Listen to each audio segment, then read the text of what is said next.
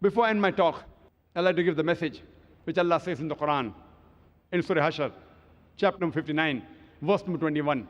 Allah says that had this Quran be revealed on the mountain, it would have surely fallen down in utter ruin.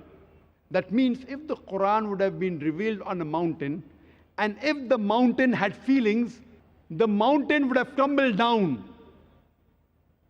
and would have come down to pieces. But to us Muslims, it makes no difference. Why? Because we don't understand it.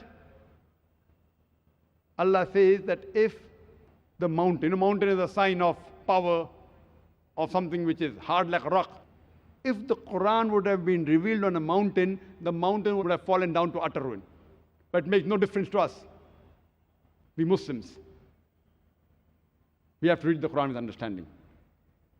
And we Muslims, if we back into the history, we Muslims, we were on top of the world. Today, we Muslims on the receiving end. Why? The reason previously we were on top of the world was because we were close to Quran and Sahih Hadith. And today, we are on the receiving end is because we have gone far away from our religious scriptures, far away from Quran and Sunnah.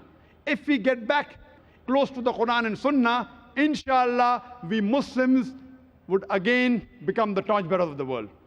I would like to end my speech with the hadith of the Prophet Muhammad sallallahu alaihi wasallam, with mentioned in Sahih Bukhari, hadith number 5027,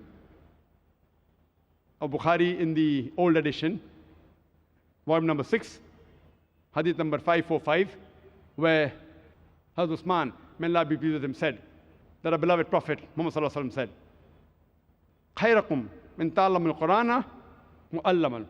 That best amongst you are those who learn the Quran and teach it to the others. Wa akhiru da'wana alhamdulillahi rabbil alameen.